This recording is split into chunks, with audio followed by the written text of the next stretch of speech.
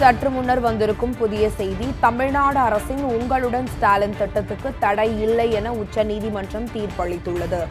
உங்களுடன் ஸ்டாலின் திட்டத்துக்கு சென்னை உயர்நீதிமன்றம் விதித்த தடையை நீக்கி உச்சநீதிமன்றம் இந்த உத்தரவை பிறப்பித்திருக்கிறது.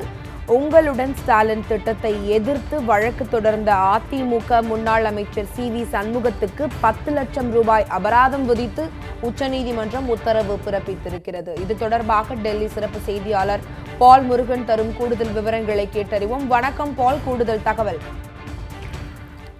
அதாவது இந்த வழக்கு சுமார் 1 மணி நேரத்துக்கு மேல் உச்சநீதிமன்றத்தில் விசாரணை நடைபெற்றது. விரிவாக வழக்கை விசாரித்த உச்சநீதிமன்ற தலைமை நீதிபதி தலைமையிலான 3 நீதிபதிகள் அமர்வுதான் இந்த பரபரப்பு உத்தரவை பிறப்பித்திருக்கிறார்கள்.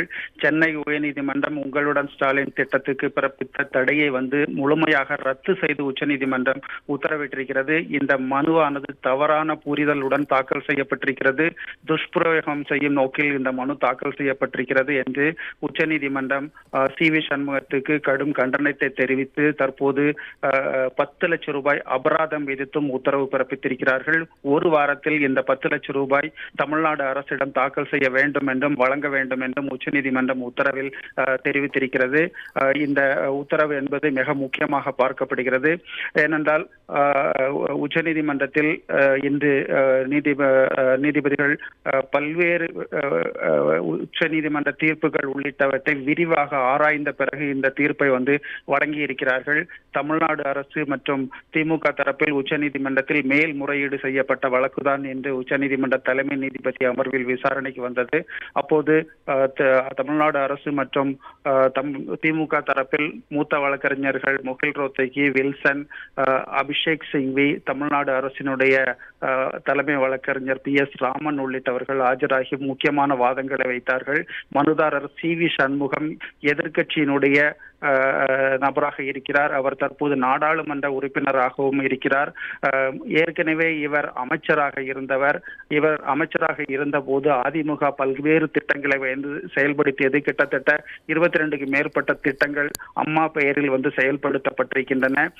அப்படி இருக்கும்போது தற்போது இந்த திட்டத்தை எதிர்ப்பது ஏன் என்ற கேள்வியை எழுப்பினார்கள். இது மக்கள் பயனடையும் வகையில் வகுக்கப்பட்டுள்ள திட்டம். இந்த திட்டம் மக்களுக்கு நேரடியாக சென்று சேர வேண்டும் என்பதற்காக இந்த பெயர் வைக்கப்பட்டிருக்கிறது. அதாவது 9,000க்கு மேற்பட்ட மக்கள் இந்த முகாம்களில் எல்லாம் கலந்து கொண்டிருக்கிறார்கள். 1,500க்கு மேற்பட்ட முகாம்கள், 800க்கு மேற்பட்ட மருத்துவமனைகள் நடத்தப்பட்டது. கடைசி நேரத்தில் நீதிமன்றத்திற்கு சென்று இது போன்ற ஒரு உத்தரவை பெற்றிருக்கிறார்கள் என்று மிக விரிவாக தமிழ்நாடு அரசு மற்றும் திமுக சார்பில் வாதிடப்பட்டது. முன்பு பல திட்டங்களுக்கு இதே போன்ற அதிமுக பெயர்களை வைத்திருப்பதையும் அவர்கள் சுட்டி காட்டினார்கள். இதையெல்லாம் ஏற்றுக்கொண்ட உச்சநீதிமன்றம் தான் தற்போது சென்னை உயர்நீதிமன்ற உத்தரவுக்கு தடை விதித்து உத்தரவு பிறப்பித்திருக்கிறது. இந்த மனு என்பது தவறான புரிதலுடன் தாக்கல் செய்யப்பட்டிருக்கிறது. ஏற்கனவே இந்த திட்டத்துக்கு எதிராக அதிமுக தரப்பில் தேர்தல் ஆணையத்தில் ஒரு புகார் அளித்திருக்கிறார்கள். தேர்தல் ஆணையம் முடிவெடுப்பதற்கு முன்பாகவே அவசரமாக 3 நாட்களில் சென்னை உயர்நீதிமன்றத்தையும் நாடி இருக்கிறார்கள். இது துஷ்பிரயோகமான ஒரு நடைமுறை என்று கண்டனத்தையும் உச்சநீதிமன்றம் தெரிவித்துதான் தற்போது சென்னை உயர்நீதிமன்றத்தில் இருந்த வழக்குகளை ரத்து செய்து சென்னை உயர்நீதிமன்றத்தினுடைய தீர்ப்புக்கு தடை விதித்து தற்போது உச்சநீதிமன்றம் உத்தரவு பிறப்பித்திருக்கிறது. மனு தாக்கல் செய்த CV சண்முகத்துக்கு 10 லட்சம் ரூபாய் அபராதம் விதித்தும் உத்தரவு பிறப்பித்திருக்கிறார்கள்.